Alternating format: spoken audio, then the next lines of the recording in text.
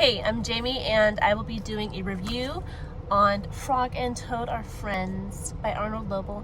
I don't know if you know about Arnold Lobel, but I really like his books. And I think in the future I'm going to do a featured artist video on Arnold Lobel, and we could talk about some of the books that he's written. I just read this book and it is similar to Owl at Home, which I did a video to previously, was also written by Arnold Lobel. It has 4 chapters. It has 5 chapters. And it's second grade reading. So the story is about Frog and Toad. Imagine that. Frog is green and Toad is brown. Toad is a special character. He is silly. The way he thinks about things is different. He reminds me a bit of Owl from Owl at Home. And Frog, he's very level-headed and he understands how the world works, but he loves his friend Toad. So he kind of goes along with Toad's quirks. You know, he goes along with the way he thinks just because he's a good friend. And they're really sweet stories. My favorite story is a swim, because poor Toad has a silly bathing suit. Frog doesn't wear a bathing suit because he's a frog, and he kind of thinks it's silly that Toad has a bathing suit, but he lets him wear his bathing suit. But the whole chapter is that Toad doesn't want to get out of the water. He doesn't want anyone to see him in his bathing suit because he knows that it looks silly. Just like Owl at Home, it has good words, and my son, who was reading it, he didn't have any problem with it. Just, I don't know if you're teaching your kids to read, but all my kids have problems with, they'll either add words in the sentence or they'll skip words. Or my son, who was reading this book, he will look at it and think he knows what it's going to say, and so he'll say what he thinks it's going to say instead of actually reading the word. So those are little frustrations that we deal with while teaching kids to read.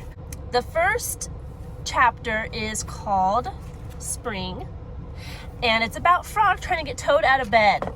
But Toad doesn't want to get up yet. It's April, and Toad says he doesn't want to get up until May. Chapter 2 is just called The Story.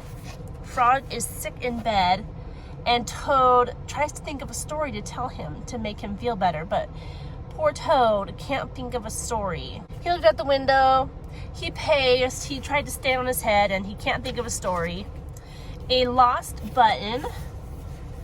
Frog and Toad are on a walk, and Toad realizes that he's missing a button.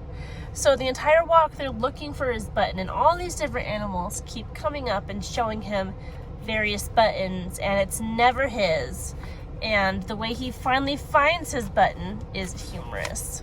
I feel like the chapters in this book are a bit longer than Owl at Home, and my son noticed it too. As he was reading, he was like, these chapters are a bit longer. And the last story in this book is The Letter. And Toad, he always sits and watches the mailbox when the mail is supposed to come.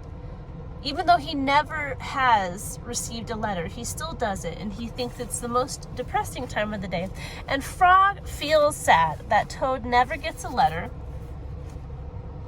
so he's sitting with them right there. And since Toad has never gotten a letter, Frog decides to write Toad a letter, and it's just funny, the whole process, waiting for the letter and how it finally arrives. But very cute stories. It has the same wit and humor as Owl at Home because it is the same author. I think I do like Owl at Home better.